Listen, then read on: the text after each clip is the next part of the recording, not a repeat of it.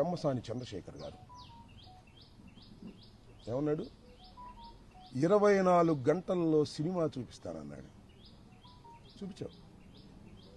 24 గంటల్లో కాదు, సినిమా పెద్ద సినిమా చూపించావు బా.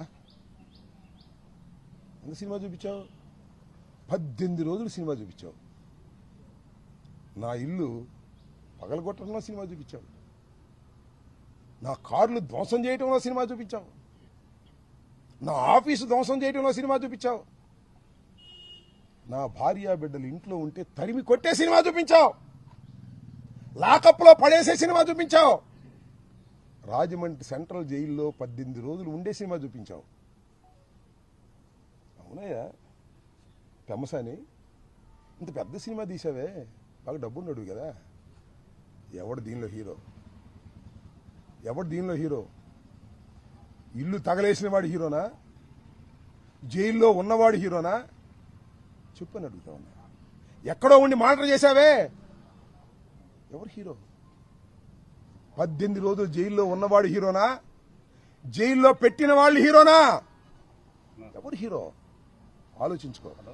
ఇంత పెద్ద సినిమా తీసి మీరు విలన్లు అయ్యారు, అవునా కదా? 18 రోజులు పెట్టడం కాదు, 7-8 గంటల సేపు ఇక్కడ ఉండి కరాలనిపించం చేశారు పోలీసులతో ఏకమైపోయి. ఎవరు హీరో? ఎవరు దీనిలో విలన్స్? ఎవరు? ప్రజలు గమనిస్తున్నారని కూడా ఈ సందర్భంగా మనవి చేస్తున్నా.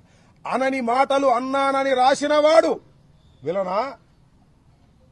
ఏమీ అనుకోకుండా అపవాదు పడేవాడా విలన్? ఎవరు హీరో? ఎవరు విలన్? ఆలోచించుకోమని కూడా ఇవాళ పెమ్మసాని చంద్రశేఖర్ని అడుగుతా ఉన్నా. ఏం తొందర లేదు.